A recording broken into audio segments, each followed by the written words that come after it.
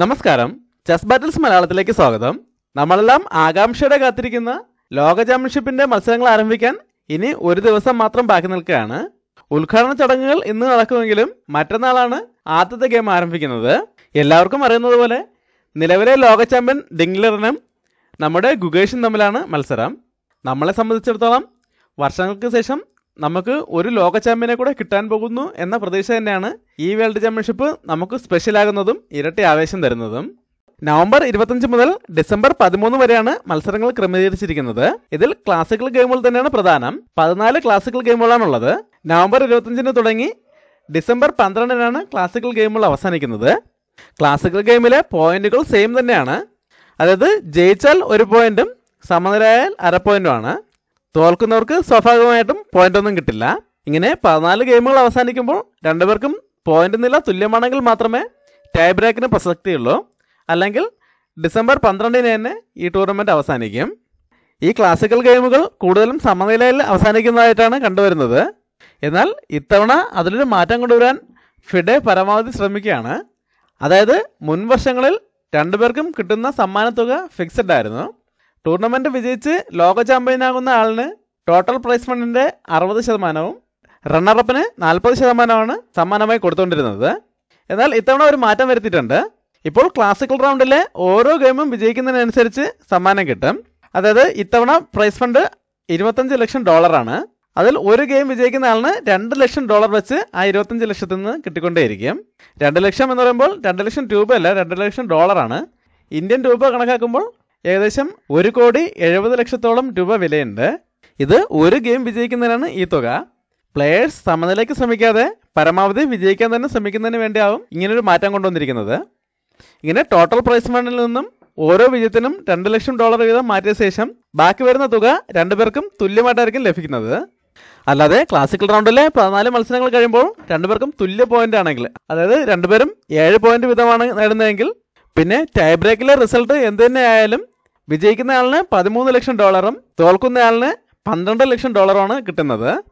ഇനി നമുക്ക് tie ബ്രേക്കും time കൺട്രോളും എങ്ങനെയാണെന്ന് നോക്കാം. ക്ലാസിക്കൽ ഗെയിമിൽ ആദ്യത്തെ 40 മൂവുകൾക്ക് 2 മണിക്കൂറാണ് രണ്ടുപേർക്കും ലഭിക്കുന്നത്.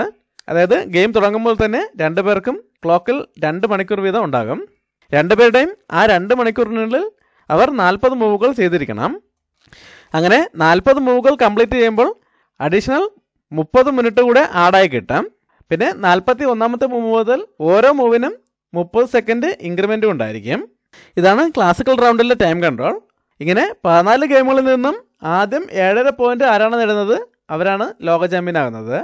ക്ലാസിക്കൽ റൗണ്ട് അവസാനിക്കുമ്പോൾ രണ്ടുപേർക്കും തുല്യ പോയിന്റ് ആണെങ്കിൽ മാത്രമേ ടൈ ബ്രേക്കിലേക്ക് പോവുകയുള്ളൂ. അതായത് രണ്ടുപേരും 7 പോയിന്റ് വീതം നേടുകയാണെങ്കിൽ മാത്രമേ അടുത്ത ടൈ ബ്രേക്കിൻ്റെ ആവശ്യമുള്ളൂ. ഇനി ടൈ ബ്രേക്ക് എങ്ങനെയാണ് നടത്തുന്നതെന്ന് നോക്കാം. ടൈ ബ്രേക്കിലും സമയം കുറച്ചിട്ടുണ്ട്. ടൈ ബ്രേക്കിലെ ആദ്യം റാപ്പിഡ് റൗണ്ടാണ്. കഴിഞ്ഞ തവണ റാപ്പിഡ് റൗണ്ടിന് 25 മിനിറ്റും 10 സെക്കൻഡ് ഇൻക്രിമെൻറ്റുമാണ് ഉണ്ടായിരുന്നത്. എന്നാൽ ഇത്തവണ അത് 15 മിനിറ്റും 10 സെക്കൻഡ് ഇൻക്രിമെൻറ്റുമായിട്ട് കുറച്ചിട്ടുണ്ട്. ഇങ്ങനെയുള്ള 4 റാപ്പിഡ് ഗെയിമുകളായിരിക്കും നടക്കുന്നത്. അതിലും പോയിന്റ് സെയിം ആണ്. അതായത് ജയിക്കുന്നവർക്ക് 1 പോയിന്റും സമനിലയായാൽ അര പോയിന്റുമാണ്. അങ്ങനെ ഈ 4 ഗെയിമുകളിൽ നിന്നും ആദ്യം 2.5 പോയിന്റ് നേടുന്നവർ പുതിയ ലോക ചാമ്പ്യനാവും.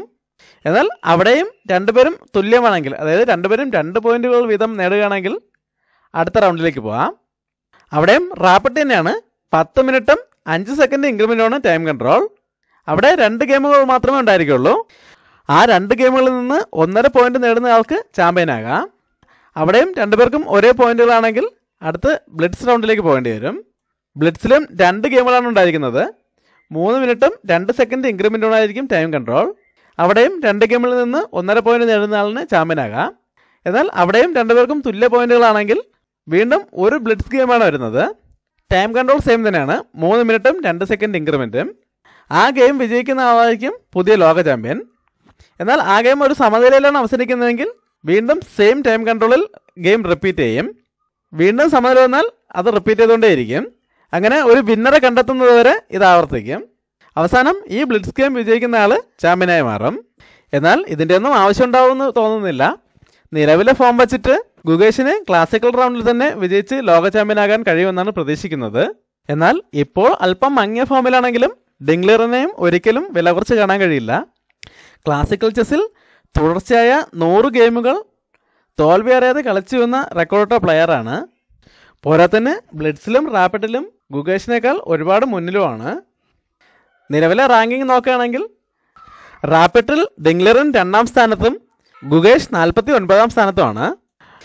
ബ്ലിറ്റ്സിൽ ഡിംഗ്ലറിൻ 7ാം സ്ഥാനത്തും ഗുകേഷ് 82ാം സ്ഥാനത്തുമാണ്. അതുകൊണ്ട് തന്നെ കണക്കുകൾ പ്രകാരം ടൈ ബ്രേക്കിലേക്ക് പോവുകയാണെങ്കിൽ അത് ഡിംഗ്ലറിന് അനുകൂലമായിട്ടായിരിക്കും വരുന്നത്. എന്നാൽ നിലവിലെ ഫോം നോക്കുമ്പോൾ ക്ലാസിക്കൽ ഗെയിമിൽ ഗുകേഷിനാണ് അഡ്വാൻറ്റേജ് ഉള്ളത്. ക്ലാസിക്കൽ ചെസ്സിൽ ഗുകേഷ് 5ാം സ്ഥാനത്തും ഡിംഗ്ലറിൻ 23ാം സ്ഥാനത്തുമാണ്. എന്നാൽ ക്ലാസിക്കൽ ചെസ്സിലും ടോപ്പിലുണ്ടായിരുന്ന ഡിംഗ്ലറിൻ്റെ റേറ്റിംഗ് വളരെ പെട്ടെന്നാണ് താഴേക്ക് പോയത് കഴിഞ്ഞ 1-2 ടൂർണമെൻറ്റുകൾ കൊണ്ട്. അത് നമുക്ക് അവരുടെ ഒരു സ്ട്രാറ്റജി ആയിട്ടും കണക്കാക്കാം. അദ്ദേഹം ഇപ്പോൾ പൂർണ്ണമായും ഫോം ഔട്ടാണെന്ന് എല്ലാവർക്കും ഒരു തോന്നൽ വരുത്തുന്നതിനും തൻ്റെ വേൾഡ് ചാമ്പ്യൻഷിപ്പിനുള്ള പ്രിപ്പറേഷൻസ് മറ്റുള്ളവർ മനസ്സിലാക്കാതിരിക്കുന്നതിനും വേണ്ടി അദ്ദേഹം മനഃപൂർവ്വം ഇങ്ങനെ റേറ്റിംഗ് കുറയ്ക്കുന്നതാണെന്നും അഭിപ്രായമുണ്ട്. എന്തായാലും ഒരുപാട് ഭാഗ്യമുള്ള ഒരു ലോക ചാമ്പ്യനാണ് ഡിംഗ്ലറിനെന്ന് തന്നെ പറയേണ്ടി വരും. എല്ലാവർക്കും അറിയുന്നതുപോലെ തന്നെ ഒരു സാധ്യതയും ഇല്ലാതിരുന്ന സമയത്താണ് അദ്ദേഹം വന്ന് ലോക ചാമ്പ്യനായത്. എൻ്റെ അഭിപ്രായത്തിൽ അത് 100% നെപ്പോയ്ക്ക് അർഹതപ്പെട്ടതായിരുന്നു.